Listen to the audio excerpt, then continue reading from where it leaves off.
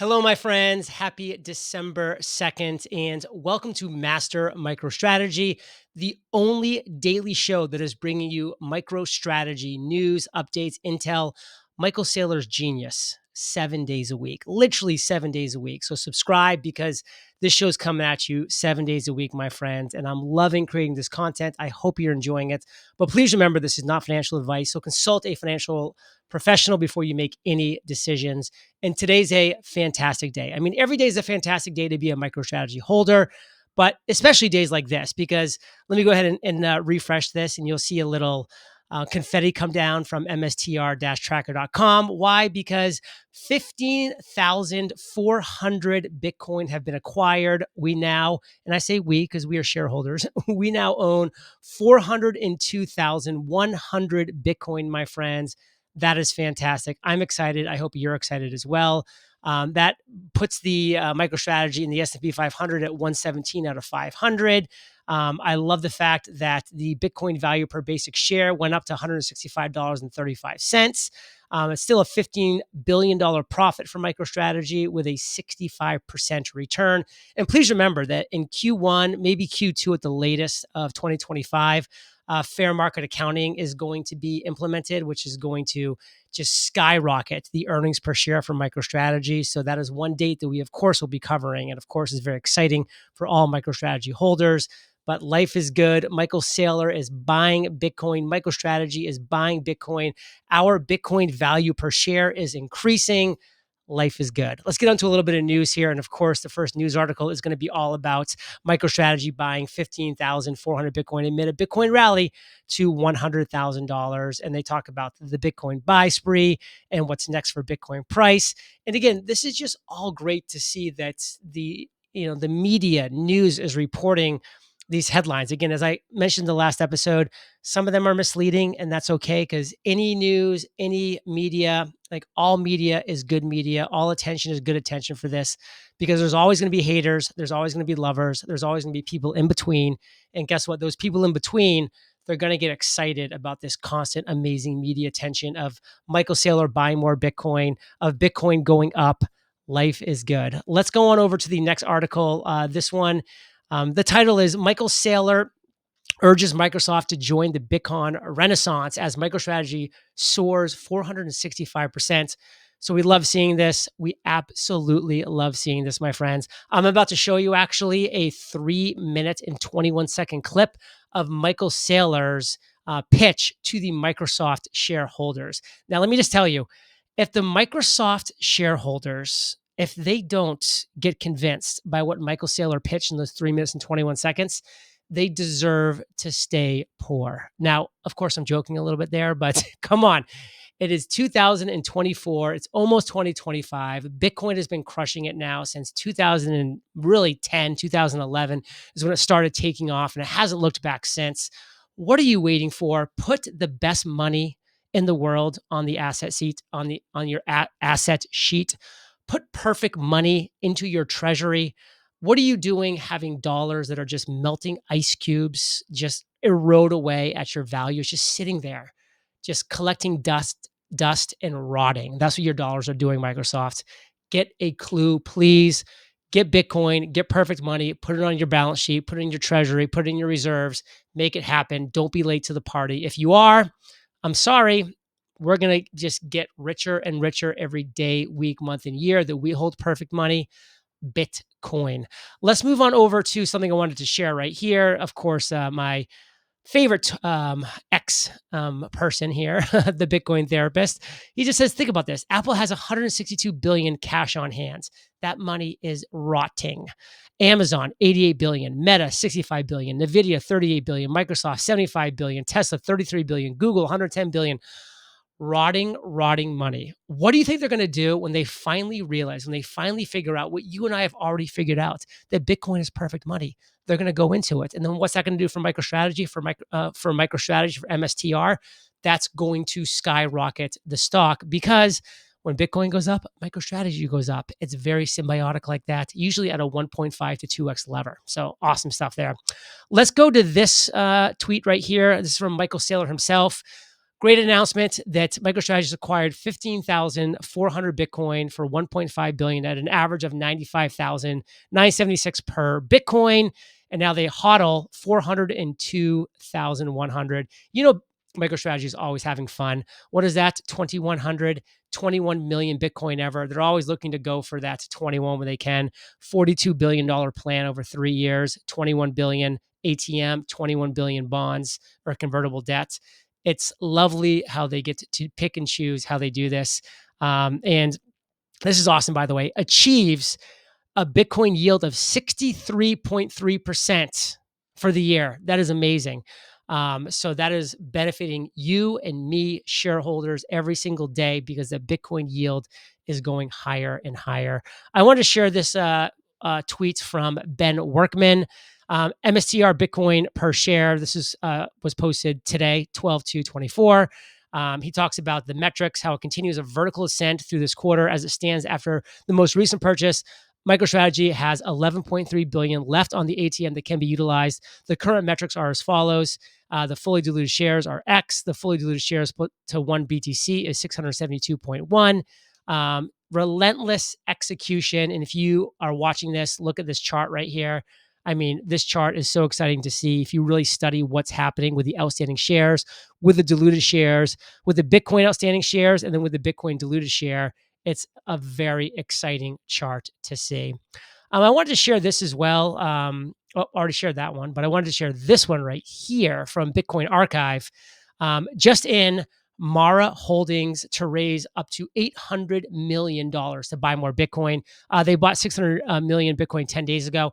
This is an example. Mara, Marathon. They're a Bitcoin mining company, probably the best in the world. Who knows? I don't really study Bitcoin and mining companies, but I know that they're probably amazing because of what they're doing here. And this is just the beginning. This is what all Bitcoin mining companies are going to do. This is what all insurance agencies are going to do. This is what all humans are going to be doing. Who's going to be later to the game? As Michel Saylor says, we all get Bitcoin at the price we deserve. What is the price that you deserve? What is the price that I deserve? I know that my price that I deserve is way lower than this because I've been committed and into Bitcoin and MicroStrategy for quite some time now. So, wow, other people, they're going to be catching up and they're going to be paying a higher price as a result.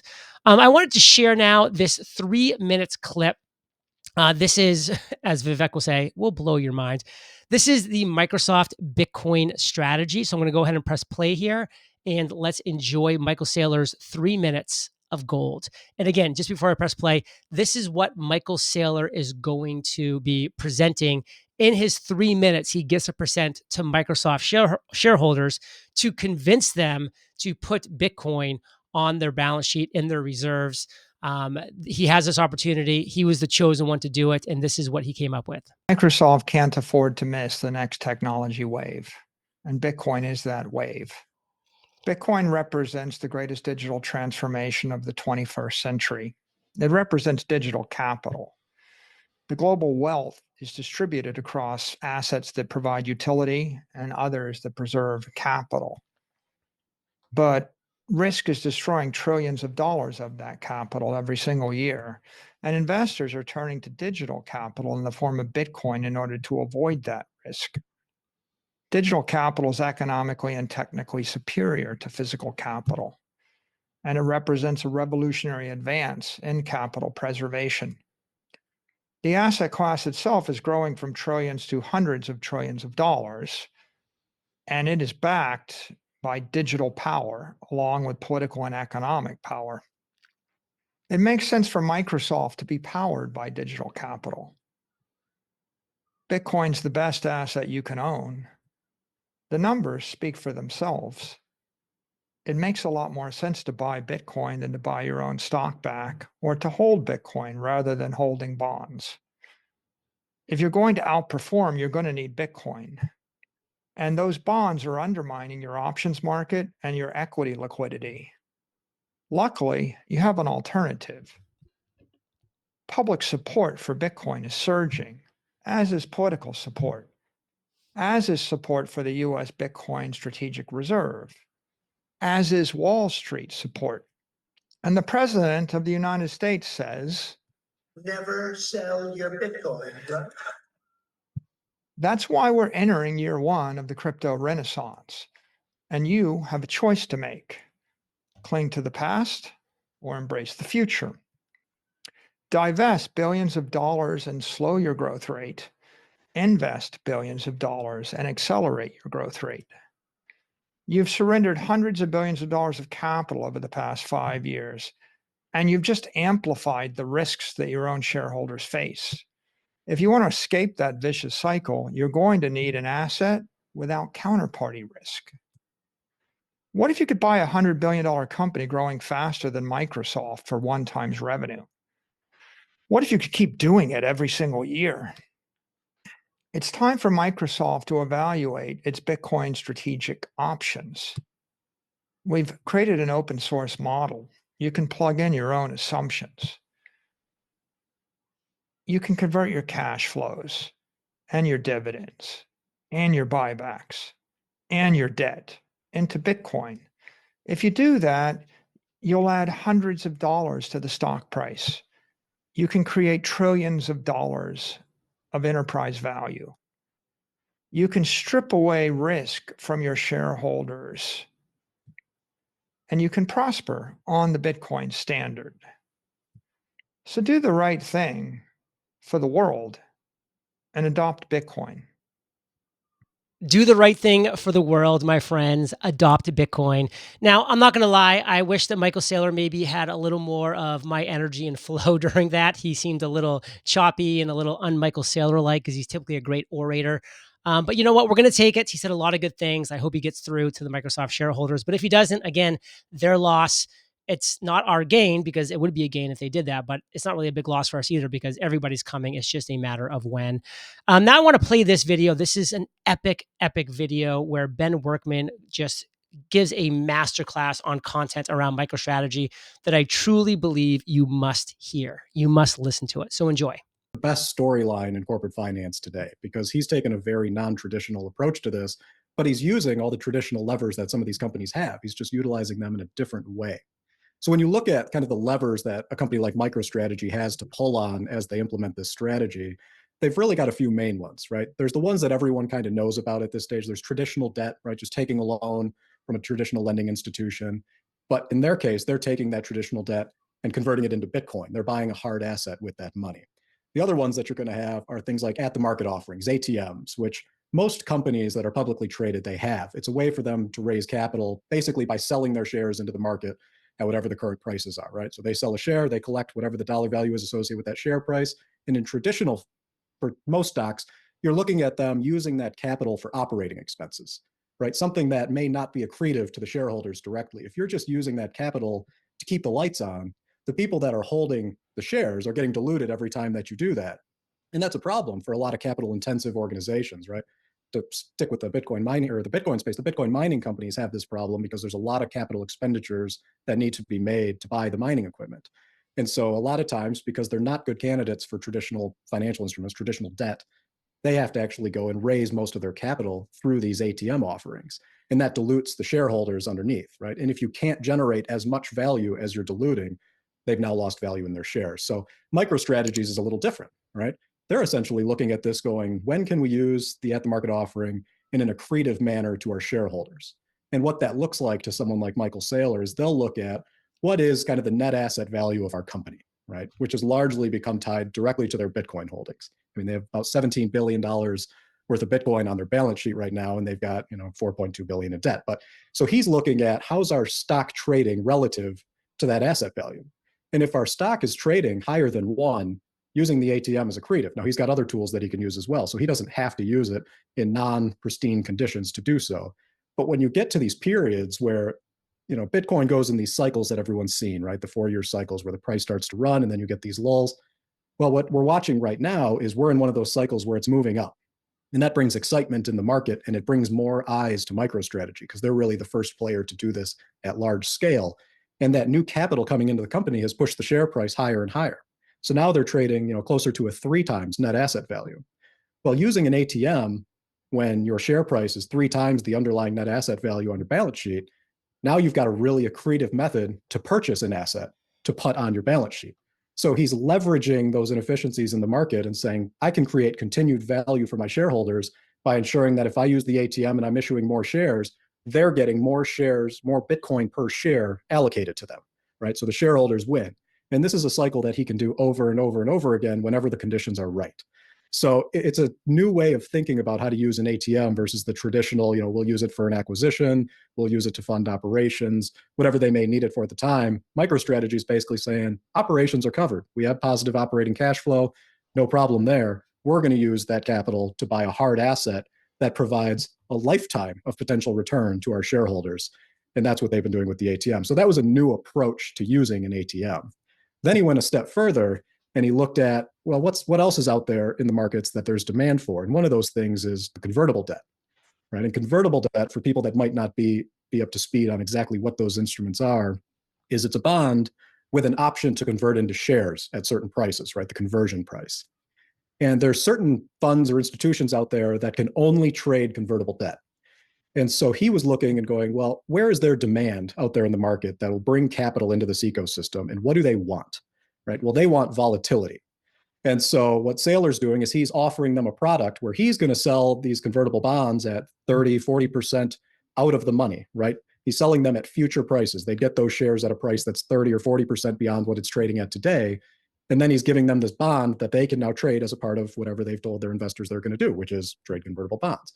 So now they're in the ecosystem. It's a new pool of capital and a new set of demand that comes there for you. And what Saylor's doing is he's taking the capital he raises from the convertible bonds and he's doing, you guessed it, going out, buying Bitcoin with it, putting it on the balance sheet. So it's another one of those ways to lever future value of their company, which is already higher than net asset value, and collect more money through a different instrument and bring that in, put more Bitcoin on the balance sheet.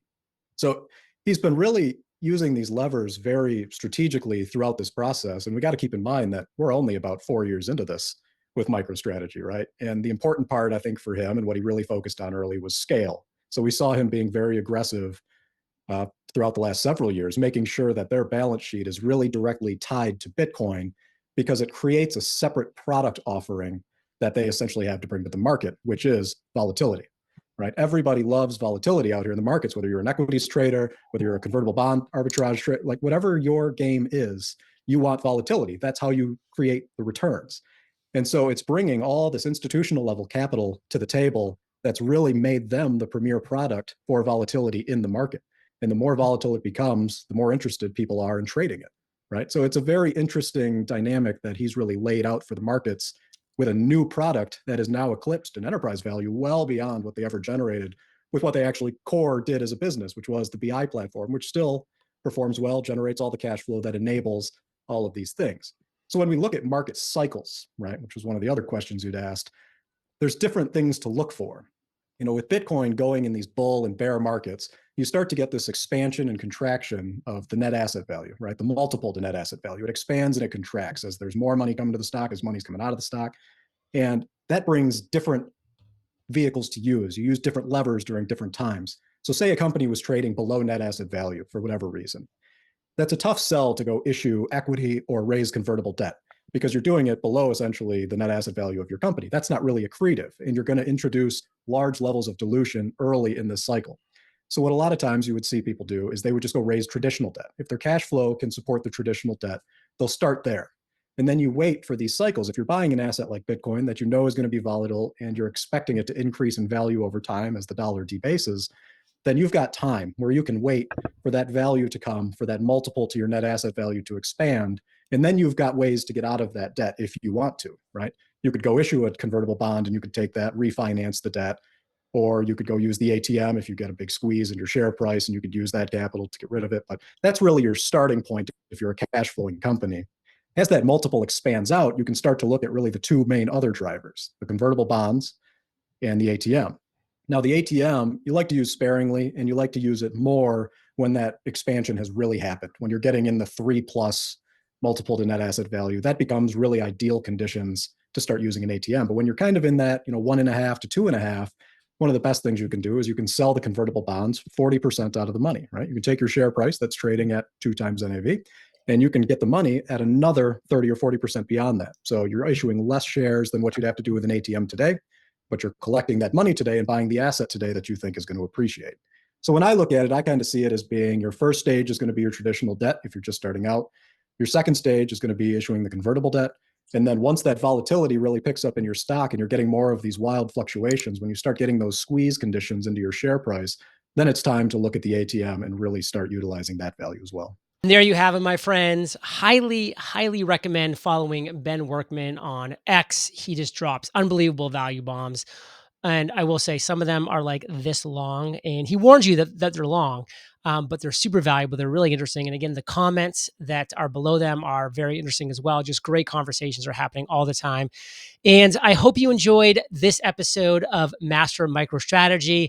We are the only daily show that is breaking down MicroStrategy, the news, the updates, the clips, 7 days a week. So if you appreciate this show, if you enjoyed the content, if it brought you any value, I would love a subscribe to the show, because that's showing me that this is being watched, this is being consumed, this is being of value to people. So I love subscribes, a like, and a comment. If you notice, I respond to every single comment because I really appreciate the time that you took to comment, even if it's just like, hey, good job, or hey, you were terrible today. Like, I will respond to every comment with love and appreciation. So like, subscribe, comment. I would love to see that for this daily show, not interviewing, but bringing you the intel, the information, and the updates of MicroStrategy 7 days a week. This is not financial advice. I'm not a financial advisor. Consult one before making any financial decisions. And as always, please remember, my friends, there is no second best.